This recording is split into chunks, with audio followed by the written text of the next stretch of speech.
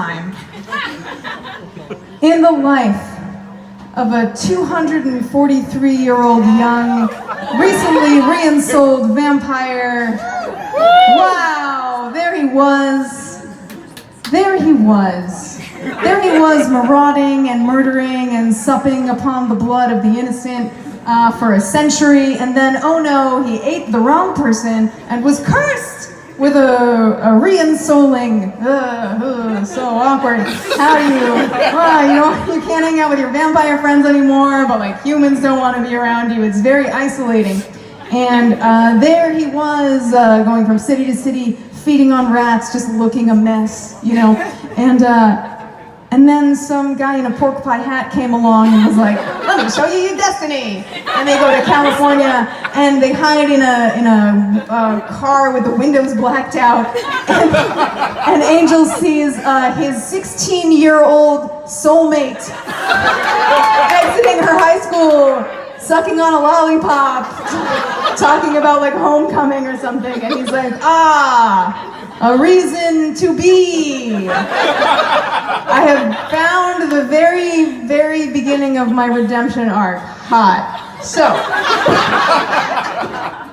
he stalks her and follows her and is generally a creep, and then they have a hot, torrid affair, but it can't work because she's the slayer and he's a vampire. How could it ever work? So he sweeps off into the dark of night with his long leather duster flapping in the breeze behind him, and he moves to LA and his own spin-off show, and he's just trying to live his own life, brooding in the offices of Angel Investigations, which is a thing that he just is doing now, I guess, and lo and behold, he's just trying to mind his own goddamn vampiric business when who should roll up just after Thanksgiving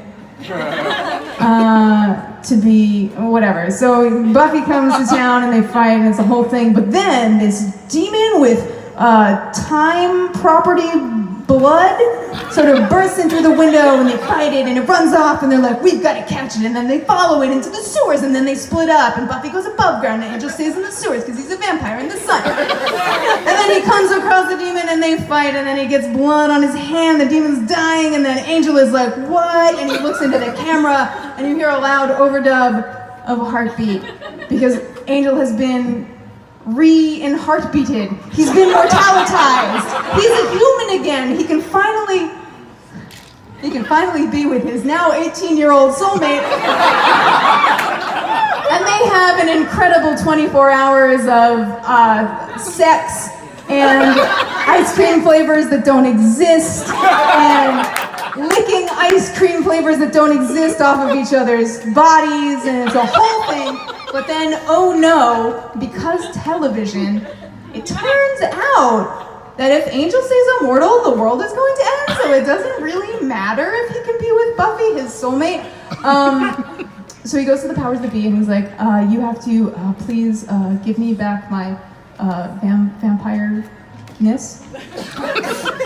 And he convinces them and they're like, "We will create a stitch in time and save 9 and fucking do the thing where we erase this day and no one will ever know that it happened." And he's like, "Tied!" And they're like, "Except you." And he's like,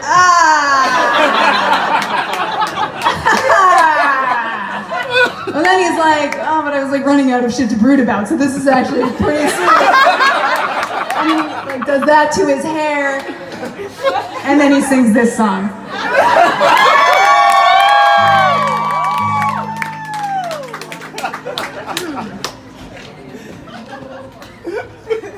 I've been a shadow most of my life now.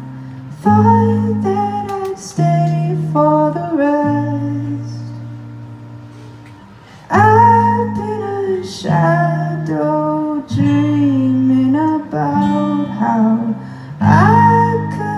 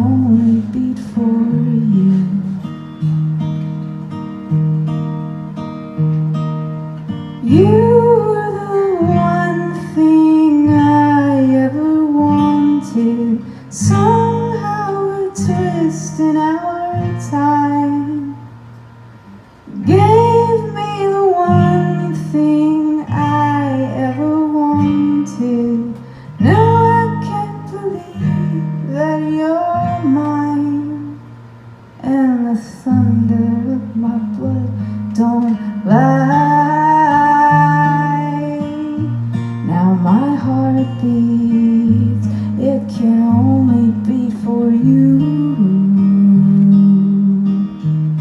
My love, now my heart beats, and it can only beat for you.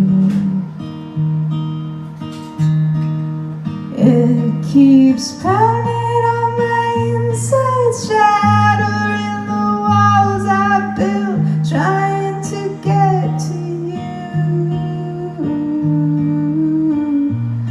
My heart beats, and it can only beat for you.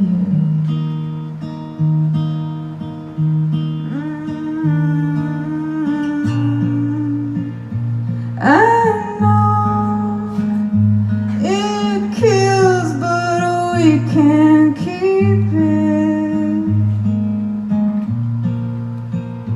The cost outweighs how much we need it. But now you made it over. There's no way we can hold it. Time and shifting sand, it's all out of our hands, but I won't ever forget.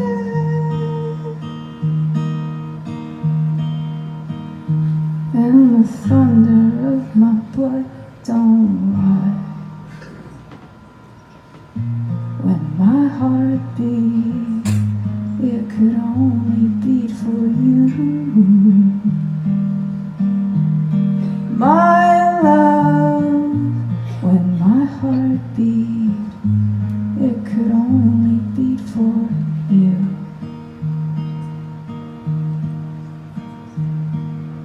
I've been a shadow most of my life now, trying to do my best.